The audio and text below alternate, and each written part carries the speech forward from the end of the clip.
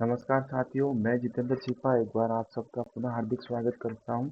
इस बार हमारी चर्चा का विषय रहेगा जो अभी हाल ही में कार्यालय निदेशक प्रारंभिक शिक्षा राजस्थान बीकानेर द्वारा ऑर्डर आया है फोटो ऑनलाइन वेरिफिकेशन के संबंध में। फोटो ऑनलाइन वेरिफिकेशन, ये वेरिफिकेशन पीओ को अपने स्टाफ आईडी से करना है, स्टाफ लॉगिन से ये करना है। कैसे करना है, क्यों करना है, ये किया जा रहा है प्रॉक्सी शिक्षकों की रोकथाम के लिए। तो एक बार अपन ये जान लेते हैं प्रॉक्सी शिक्षक क्या होता है। तो जो शिक्षक अपनी पहचान को छुपा करके किसी दूसरे की पोस्ट पे लगे हुए हैं, या फिर अपन ये भी कह सकते हैं किसी दूसरे की आईडी का इस्तेमाल करके जो सर्विस कर रहे हैं, उनको आइडेंटिफाई करना ही इस वेरिफिकेशन का उद्देश्य है। तो आइए शुरुआत करते हैं। ये वो ऑर्डर था जिसके माध्यम से अभी ये कार्य किया जा रहा है। और इस प्रोसेस को शुरू करने से पहले हमारा एक छोटा सा अनुरोध रहेगा कि मेरे इस चैनल को सब्सक्राइब कर लें। और वेरिफिकेशन शुरू करने से पहले आपके पास ये डिटेल होनी चाहिए। आपके पास कार्मिक का आधार कार्ड होना चाहिए, सर्विस बुक और प्रपत्र 10 का प्रिंट। आप कार्मिक को ये 3 चीज़ों के साथ अपने कार्यालय में बुलाएं, या स्वयं अगर जाए तो ये 3 चीज़ें आपके पास उपस्थित होनी चाहिए। इन चीज़ों का आगे इस्तेमाल किया जाएगा, इसीलिए ये 3 चीज़ें नेसेसरी है। एक मैं और आपको बता दूं कि ये वेरिफिकेशन होने के बाद अगर आपने सबमिट कर दिया तो फिर उसके बाद किसी भी प्रकार की अगर त्रुटि रह जाती है तो उसमें संशोधन की गुंजाइश नहीं रहेगी।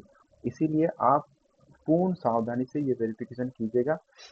कैसे करेंगे इसका प्रोसेस हम इस प्रकार देखते हैं। सबसे पहले आप अपनी स्टाफ आईडी से स्टाफ विंडो पे लॉगिन हो जाइएगा।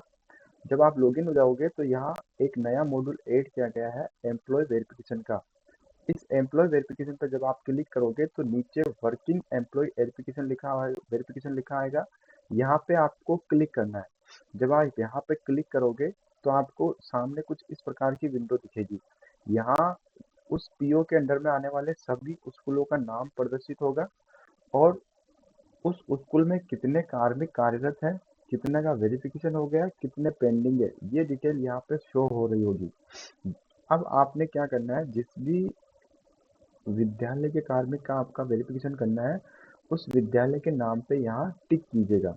जब आप यहाँ टिक करेंगे तो नीचे इस प्रकार का विंडो और आ जाएगा। इस विंडो में उस विद्यालय में कार्यरत सभी कार्मिकों की सूची रहेगी। आपको जिस भी कार्मिक का फोटो वेरिफिकेशन करना है उस पर टिक कीजिएगा। जैसे मैं मान लेता हूँ मुझे पहले का ही करना है तो मैं इस पे उसके नाम के ऊपर टिक कर दूंगा। जब आप यहाँ टिक कर दोगे तो एक ऐसा पॉपअप विंडो एक ओपन होगा। इस पॉपअप विंडो में वही सारी सूचनाएं दे रखी है जो मैंने आपको वीडियो की शुरुआत में दी थी। कार्मिक का आधार यहाँ पर पहले से फिल रहेगा, और उसका पिता का नाम, जन्म दिनांक, लिंग, ये भी यहाँ पहले से फिल रहेगा। आपको क्या करना है, कार्मिक के आधार से ये डिटेल को मैच करना है। अगर ये डिटेल सही पाई जाती है तो आप यहाँ यस पे टिक कीजिएगा। फिर इसके बाद बॉडी मार्क, जो सर्विस बुक में बॉडी मार्क कार्मिक के लिखे हुए हैं वही बॉडी मार्क 2 आप यहाँ पे लिख दीजिएगा।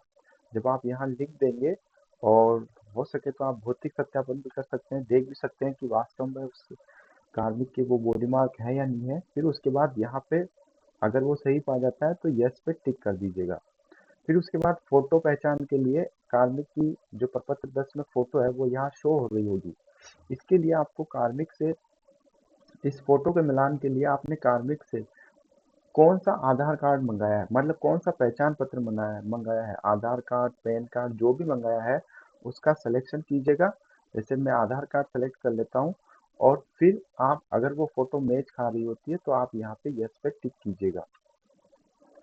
इसके बाद कार्मिक का ब्लड ग्रुप पूछ के उस ब्लड ग्रुप को भर दीजिएगा। फिर विभाग में प्रथम नियुक्ति तिथि ये यहाँ पे फिल हो जाएगी, और वर्तमान पद पर नियुक्ति तिथि इसके सामने यहाँ पे फिल हो जाएगी। विभाग में प्रथम नियुक्ति का प्रकार, अब कार्मिक का सिलेक्शन कौन सी भर्ती से हुआ है, कैसे हुआ है, अनुकंपा पे हुआ है, आरपीएससी की भर्ती से हुआ है, जो पहली ज्वाइनिंग हुई है वो कैसे हुई है, तो वो आप यहाँ पे सेलेक्ट कीजिएगा। जैसे मान लेते हैं कि नॉन आरपीएससी से आए तो नॉन आरपीएससी को सेलेक्ट कर लेते हैं। फिर जो वर्तमान पोस्ट पे वो नियुक्त है उस पे कौन किस प्रकार से वो पहुंचा है, जैसे प्रमोशन से पूछा है या भर्ती से पूछा है, जैसे आरपीएससी की भर्ती देके पूछा है या नॉन आरपीएससी से पूछा है, तो जो भी जिस प्रकार से वो पहुंचा है वर्तमान पद पे, उसको यहाँ पे सेलेक्ट कीजिएगा।